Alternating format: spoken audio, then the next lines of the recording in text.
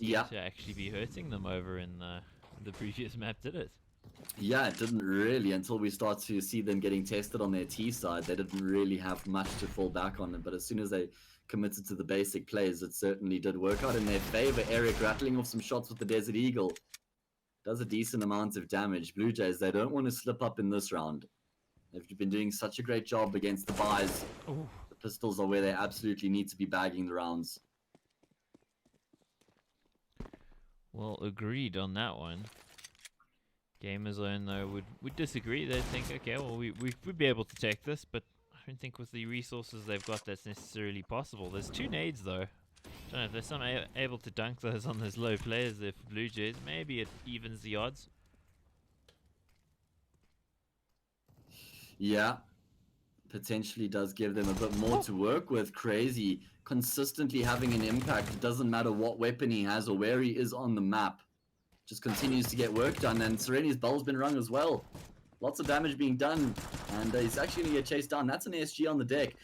Blue Jays haven't even gotten control of Aegis yet. There's also a player on that bomb side, although Collins dispatches of him. Do gamers don't even commit? It seems like RB is just going to try and save that SG and leave Torzi to try and find a frag, see if he can get a rifle as well, but he goes down to AVN. So 13-9 is going to be the score line here, and Blue Jays, what stands between them and closing out this map is probably a buy and a force round, if they can win them both. Well, there's RB hanging on to the gun, has revealed his position where they don't necessarily have the money to try to chase him down, so likely to see them just skedaddling over towards CT. Score-wise, 8-7 Astralis on the other side. Or for the CT side of Dust 2. And this is touted as EG's stronghold, I think. Yeah, it's a bit confusing. They got absolutely slammed by Evil Geniuses on Inferno 16. Yeah. And now over on Dust 2, it seems to be back to business as usual. Astralis being belligerent, not wanting to die. Hopefully that series goes on for a while, because I definitely would like to watch some. Same. Well, we are probably in the final stages here, unless Gamerzone have something to say in that one of their last chances in the game with the spy. Torzi, he's sticking around probably longer than he should. Oh, Sereni on the edge of the smoke there. You said it, Mike. He's probably being a bit too aggressive here, and he does pay the full price. Crazy Deer, though, again. The player to find the frag, but he's been boxed in by the molly. He's going to actually drop a smoke to try and block them off. He could have extinguished the fire with that smoke, though. Oh, no. And Dumke just absolutely tearing heads off. And that's the round in the bag. Do you agree with me that Crazy Deer was probably better off using the smoke to extinguish the fire than to try and block the choke point? Yeah, I agree. It would have been better. Could have gotten out there, lived Yeah. to fight another day. Of course, he's been super aggressive, so I get the impulse to continue to fight because he's been winning a lot of fights today. But Yeah. In the game situation, it probably called for something a little bit more conservative rather than aggressive because they can't afford to lose rounds at this stage. And while they just have, it's going to be 14-9. 2 guns retrieved here, the SGs for Gamerzone on RB and Eric. But they are running out of opportunities and they don't have money on the other players really. So we'll see Crazy Deer able to buy it. The other 2 won't. So, probably some guns dropped, but still not going to be ideal at all. It's going to be very, very tough for them. Yeah, uphill battle to say the least, especially considering they've got no money in the bank. Do they play for the draw? Absolutely not. No one wants to play for overtime. They had actually got some decent cash, I suppose. Everyone's going to have rifles. It's better than I thought it would be based on the maths. Me too. The quick little cursory look at the maths, but maths is hard. It can be. And we're going to be seeing gamers. Oh no. What? How does that happen? Did the fire just spread and he expected to survive, I suppose? Crazy. He also takes a huge amount of damage from the fire, so the utility separating these 2 teams at the moment. I remember in Season 9 how I was just consistently in awe of Blue Jays' utility usage. They were the ones who just completely bossed Inferno pretty much every single time it was played. Yeah, primarily because of the way they use their nades. Yeah. You know what's blowing my mind right now is how badly Sereni's actually doing in the game, and they're still winning. Yeah. I seem to remember that he's always struggled with fragging, though, dating back to Season 8 as well. He got dropped from his team in the middle of the season, if I recall correctly. Oh, D is Anyway, roasted there. clearly Blue Jays value his leadership role, which is exactly what he's in the team to do. RB, nearly getting caught off guard there from the timing, drops down at the last second. Going to be so tough for Blue Jays to actually make it happen over at A. These crossfires are firmly in place right now and doing so much damage. Torzi rotates through as well. Collins the only man remaining, and surely... Oh, how did they not... What? Yeah, there we go, RB. Collins had even found a frag from that position, so I was just a bit surprised that he wasn't aware he was on the bomb site. Why aren't they calling this? That was the exactly the confusion there for us. But hey, gamers are now on double digits. Doesn't look so bad anymore now that you're got 2 numbers next to your name instead of 1. Yeah. Gives that extra boost of confidence. That it certainly does. 14 to 10 though, still. D eating a big fat nade there. Very overweight nade. Come on, man. We all like a little bit of chunkiness every now and again. That nade be chunky. Oh, it looks like Blue Jays just want to go for the waterfall play out of the apartments into the A bomb site, and Dumka finds the entry. It's now on RB's shoulders. He's able to find one. The trade is successful though. 3 versus 3, but Blue Jays, who have control of the round as they plant the bomb over at A, it's going to have to be a retake.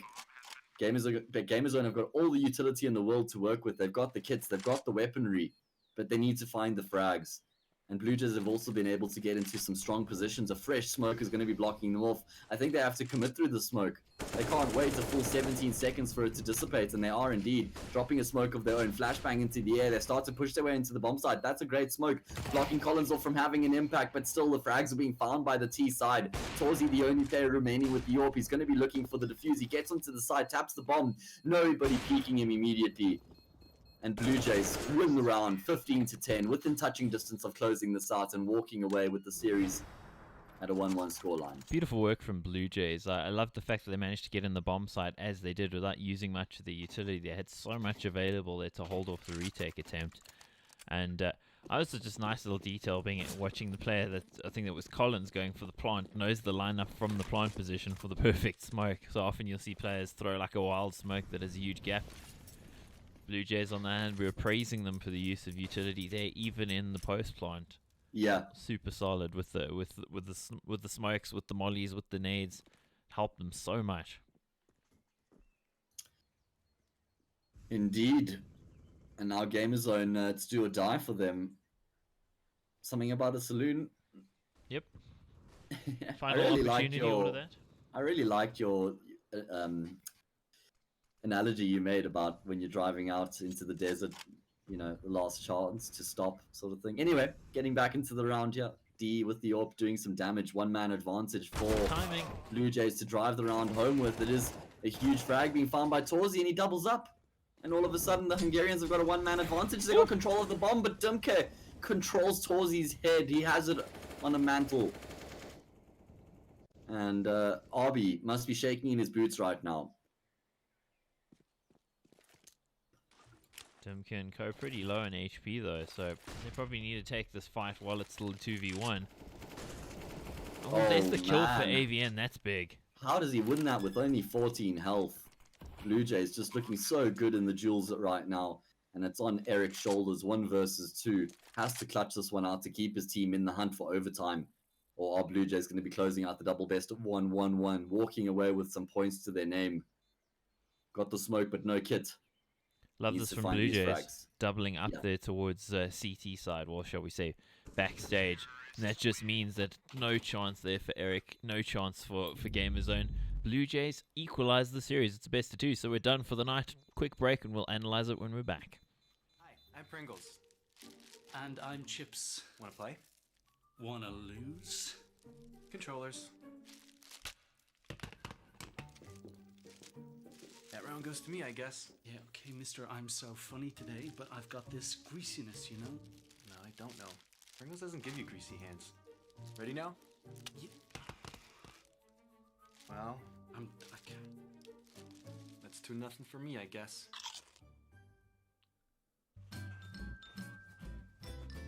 You ready? Huh? Hey, he's a good boy, huh? You ready? Huh?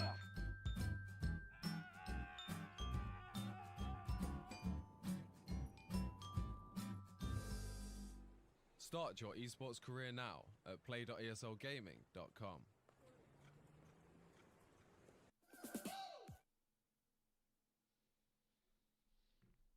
Well, back from the break, quickly talk about what happened tonight. Yeah. See the results there. Agility Esports against Fate, and it didn't go their way. Second map was quite a bit closer and actually looked like they might take it at some point, but by the time it went to overtime, I think Fate just had the mental edge there. So yeah, completely agree. I think Agility are going to be kicking themselves that they didn't actually close out that second map, which was Dust 2. And Fate walking away with the 2-0 there, their first points of the season. The defending champions are on the board, and that's exactly what they would have wanted from the series. And then we went into Gamerzone versus Blue Jays. First map was Mirage, and Gamerzone just absolutely blew Blue Jays out of the water in the first half. That they did. Let me put you on camera as well. I want to see your beautiful face. Eh? Oh, man. Look at you. Look, it's him. Hopefully, going to be getting a new webcam soon, so that's really cool. Enjoy the graininess while it lasts, guys. Yeah, thanks actually to Faith, who were nice enough to donate the money to get you a new webcam. So thanks, guys. Exactly. Of course, they won the first series. We're talking about Gamerzone and Blue Jays. It's a 1-1 series. It was super close, although the first map was not super close, was it? Far from it, Mike. Far from it, indeed. Yeah, well, I think it's been a great night of CS. Thanks to Pringles, thanks to Vodafone, and thanks to Mercedes, who've also been involved with the ESL Southeast Europe Championship. And of course, the top teams from this championship go to Bucharest Games Week, where they'll be battling it out yet again for the prize pool. So a lot to play for. And of course, you'll be doing the Brawl Stars for that as well, right? Yeah, will be indeed. Of course, from a remote location, but to be a part of the offline event is still fantastic. Anyway, guys, join us tomorrow for some more Counter-Strike. We've got a bunch of games. We'll be live from 1800 CEST. See you then.